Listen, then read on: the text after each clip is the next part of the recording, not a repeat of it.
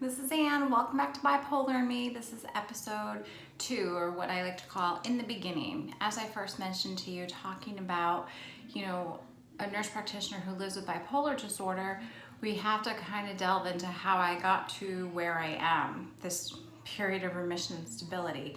So, as I mentioned, we're going to tell the story over the first couple episodes and then get into the meat, the potatoes, the good stuff, as I like to talk about. So in the beginning, we were thrilled to welcome our first child.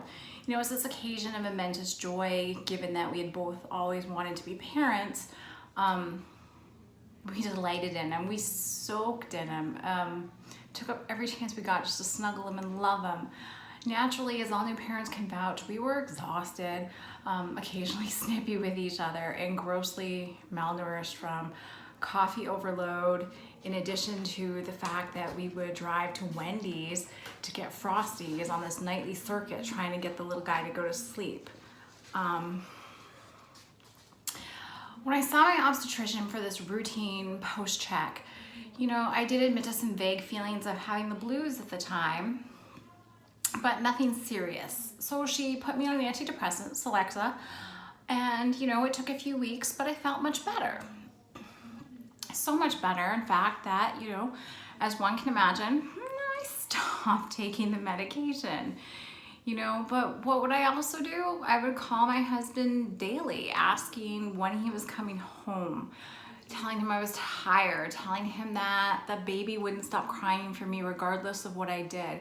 He used to get so frustrated with me, tell me, he couldn't just leave work. And at the time, we lived down in the Baltimore, DC area, and as anyone who's familiar with that traffic knows, that commute's an hour on a good day with no traffic. So his getting home or rushing home to me could be anywhere from 1 to 3 hours. Whatever was going on in those early days, it wasn't the Hollywood version of being a parent that I envisioned. Hollywood sells you on such a great story, but it's not reality.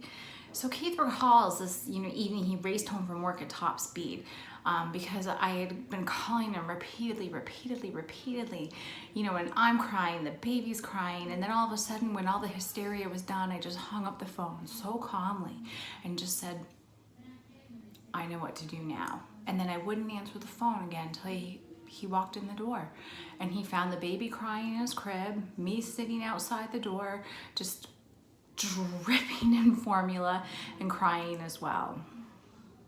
But as any parent also knows, amnesia sets in. You forget about the blues, you forget about the sleeplessness, you forget about the tears, and you just revel in the magic of your tiny child. And you go for the second one, or in our case, the second and the third, because surprise, we were having twin boys. What happened the second time around though, it's always going to be a mystery to me. Was it double the sleeplessness? Was it having 3 children ages 21 months and under? What did put me over the edge? I would beg my husband to take double shifts at night for feeding instead of us alternating every turn like we initially agreed upon. There was the time that he refused to let me even get up with them after I woke to their cries, and I just start screaming, throwing pillows and cursing at their sweet faces for having the gall to be hungry and demand that their growing bodies be fed. There were the days spent sitting in front of the TV watching garbage on Bravo, only to move for fixing a bottle or making solid food for my older one. I would get criticized at night for only offering 2 different meal options in the evening that I wasn't working. Fish sticks or Happy Meals. But I viewed it as that I was a success because my oldest was eating something. His racing home from work in the evening still continued. The phone calls to me became more frequent, more urgent in nature, and on some level, I was losing the ability to cope, even if I couldn't see it myself.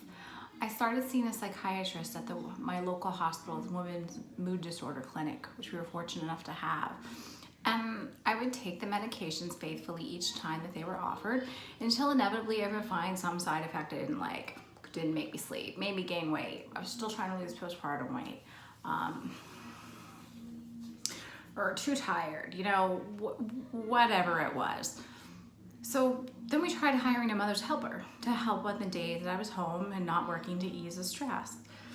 Perfectly lovely girl was found, and I insisted after 2 days that she be fired. I made my husband fire her because I was convinced to my core that she was plotting behind our backs to steal the twins because she just was paying too much attention to these two little adorable babies and not enough time with the toddler that she was hired to help me with. Upon confessing this to my psychiatrist at the time, she wanted to put me in the hospital to find a combination of medications that would work, recognizing that I was having a little bit of a delusion, but I refused because to me I wasn't sick. I was tired, I was misunderstood, and it was all gonna be better now that the mother's helper was gone. I got paranoid too. My husband recalls when I would cry to him nightly that there were these two mothers in the neighborhood who would walk daily with their children in their strollers every evening. And I felt like they were leaving me out of the fun of these walks on purpose. The kicker? I'd never met them. I'd only seen them from my window each night. But I still cried as I would watch them walk by my front window every night, leaving me out. Until one day I was out in the yard with the children and they walked by and we started talking, and guess what? I got invited to go on the walks too. Paranoia abated for the time being. But then came the move.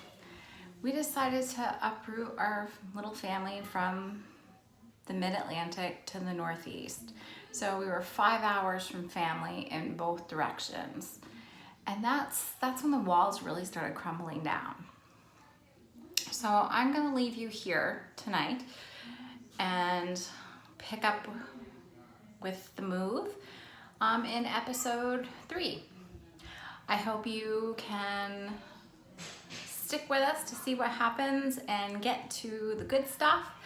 I hope you liked what you saw, and if you did, please like this video, share it, and don't forget to subscribe. All right, see you soon. Bye.